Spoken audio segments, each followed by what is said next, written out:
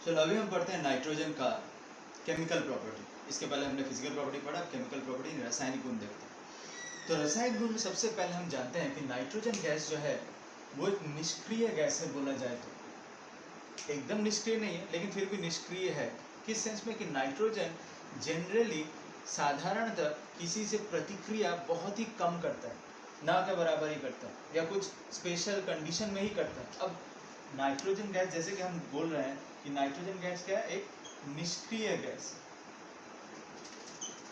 या इनएक्टिव है, या इनएक्टिव। अब ऐसा क्यों, नाइट्रोजन गैस निष्क्रिय गैस क्यों है? अब ध्यान दो, नाइट्रोजन जो हमें एटमॉस्फेयर में मिलता है वो क्या हमें सिर्फ N के रूप में मिलता है, वो हमें N2 के रूप में मिलता है। कभी सोचा कि N2 के रूप में क्यों मिलता है? ठीक, अब अगर नाइट्रोजन का तुम एटॉमिक नंबर देखो, वो क्या है 7 और मास नंबर है 14 बोले। अब एटॉमिक नंबर 7 है तो इसका अगर हम लुईस डॉट स्ट्रक्चर बनाएंगे तो बोलो तो शेल नंबर के एल शेल में कितने आएंगे, 5 आएंगे, 5 इलेक्ट्रॉन्स होंगे। ठीक, जैसे उदाहरण के लिए यहाँ हम 3 बनाते हैं और यहाँ हम 2 बनाते हैं। एक और नाइट्रोजन ले लेते हैं, क्लियर? तो लुईस डॉट स्ट्रक्चर में अगर N2 का हम लुईस डॉट स्ट्रक्चर बनाएंगे तो तुम देखो क्या बन रहा है, यहाँ पे है 2, यहाँ है 3, 2 और 3 5, यानी ऑक्टेट बनाने के लिए इसे 3 चाहिए, ऑक्टेट बनाने के लिए इसे भी 3 चाहिए। तो ये लोग क्या करते हैं आपस में, ये लोग क्या करते हैं शेयर करते हैं।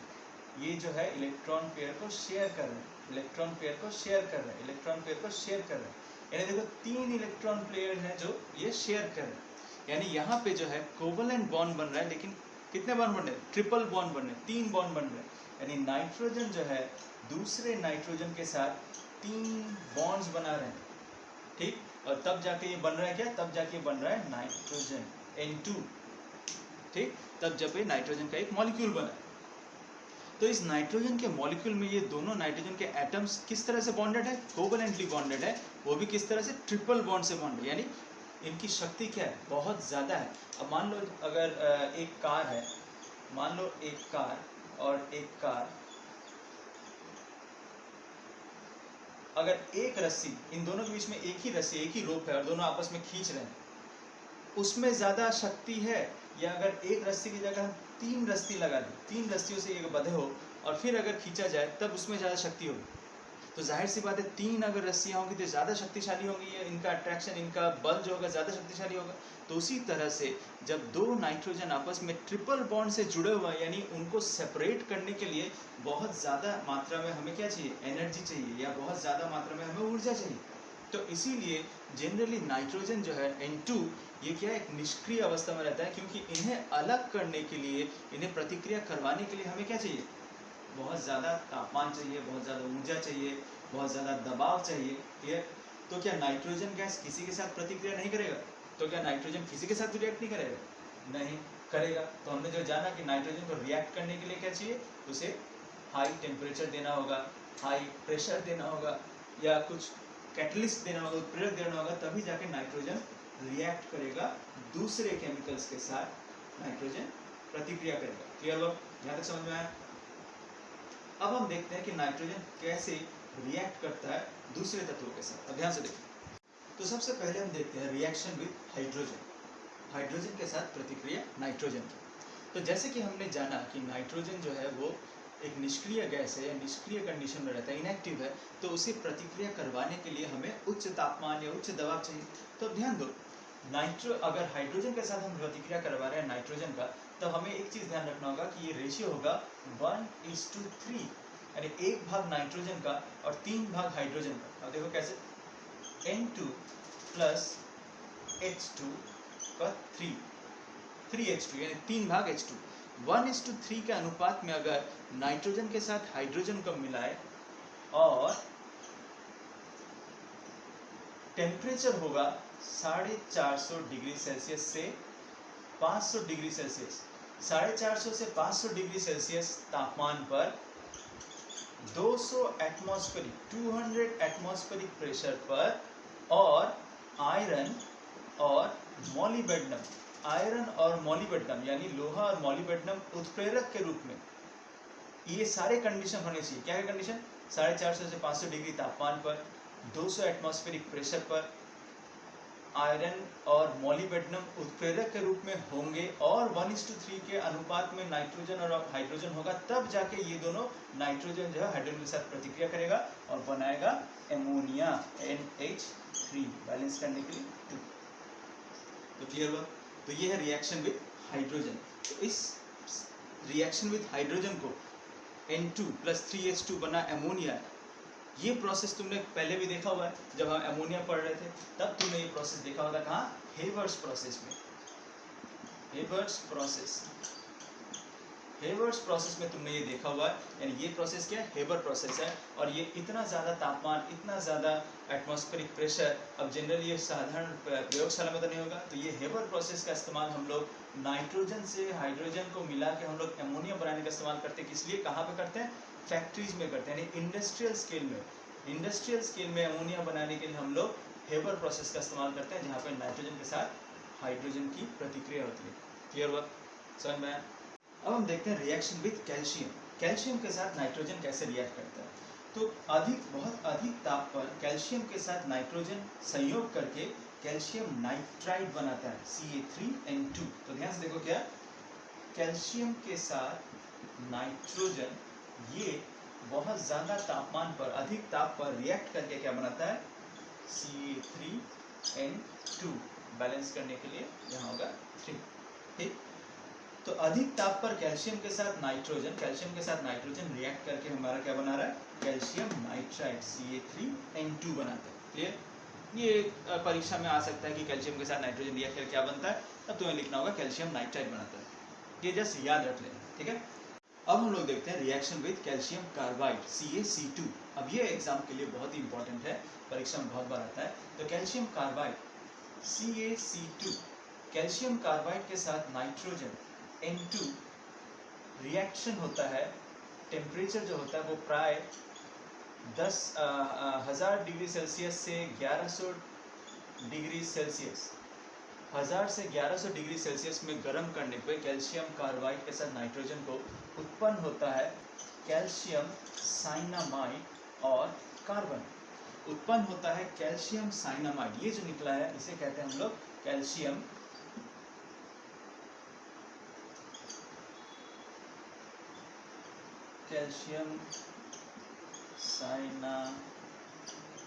कैल्शियम साइनामाइड और ये कार्बन। ठीक, तो कैल्शियम कार्बाइड CaC2 नाइट्रोजन के साथ रिएक्ट करता है। तापमान पर ध्यान दो, 1000 से 1100 डिग्री सेल्सियस में तापमान में गर्म करने पर उत्पन्न होता है कैल्शियम साइनामाइड CaCN2 और कार्बन। और ये दोनों मिलके, ये दोनों जो है कैल्शियम साइनामाइड और कार्बन, ये दोनों मिलके एक ब्राउन रंग का, एक ब्राउन कलर, इनका कलर होता है ब्राउन कलर का एक मिक्सचर बनाते हैं। ब्राउन कलर का एक मिक्सचर बनाते हैं, जिस मिक्सचर को कहते हैं नाइट्रोलिन। जिस मिक्सचर को कहते हैं नाइट्रोलिन।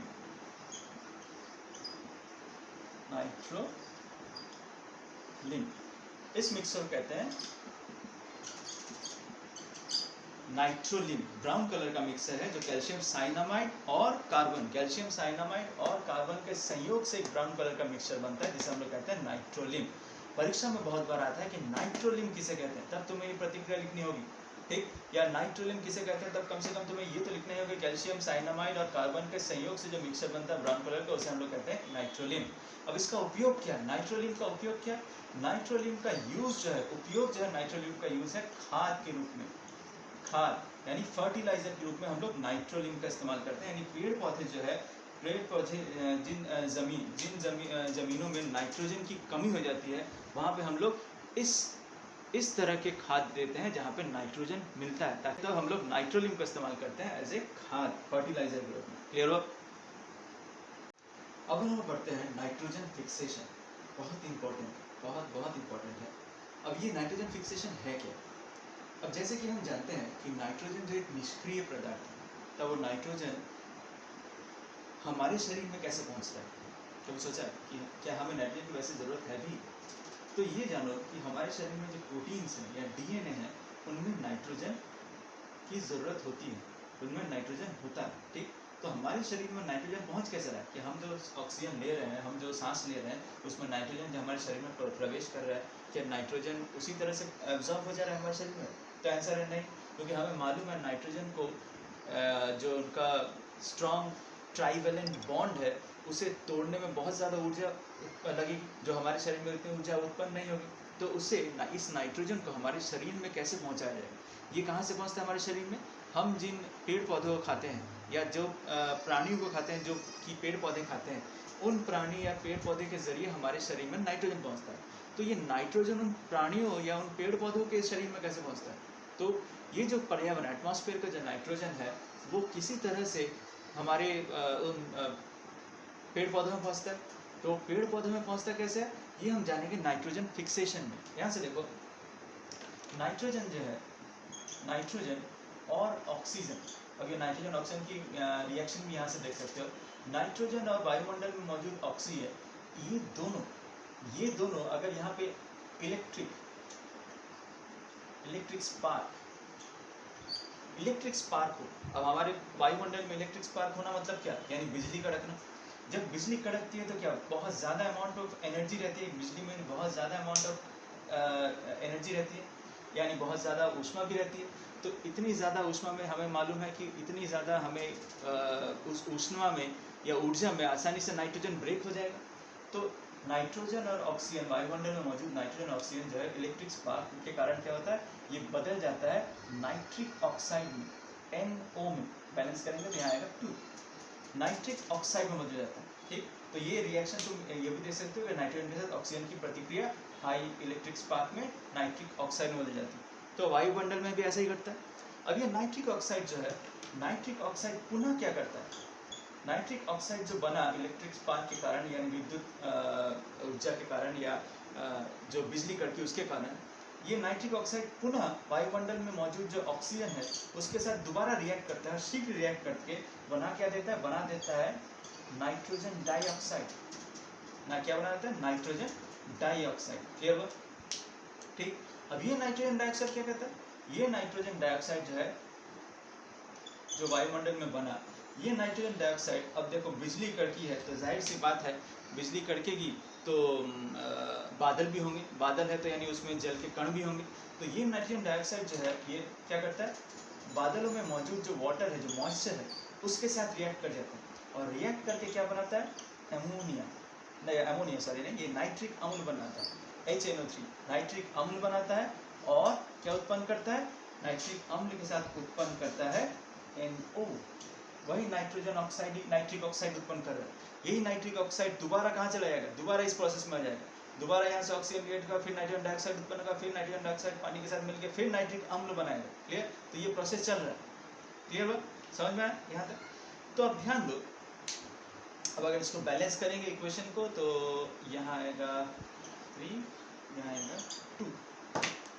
देख लो बैलेंस करके, मेरे ख्याल से बैलेंस हो गया। नाइट्रोजन 3 है, नाइट्रोजन यहाँ कितने हुए, 2 और 1 3, ऑक्सीजन हो गया यहाँ 6 और 1 7, ऑक्सीजन हो गया 6 और 1 7, हाइड्रोजन 2, हाइड्रोजन 2। ठीक है, तो अब इन तीनों रिएक्शन को यहाँ पे देखो, यहाँ पे 3 स्टेजेस हमने देखी, ये है फर्स्ट स्टेज, ये सेकेंड स्टेज और ये थर्ड स्टेज।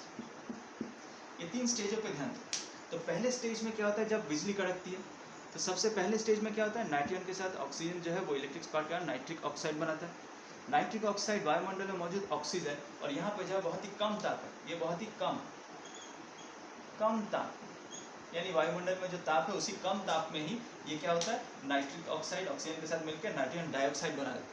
और ये नाइट्रोजन डाइऑक्साइड जो है वायुमंडल में मौजूद जो मॉइस्चर है, जो पानी है, उसके साथ मिलकर नाइट्रिक अम्ल बना देता है और नाइट्रिक ऑक्साइड दोबारा बनाता है, जो प्रोसेस फिर से स्टार्ट होता है। क्लियर? तो ये जो नाइट्रिक अम्ल बनाया, ये हमारा क्या एसिड रेन वाला अम्ल है?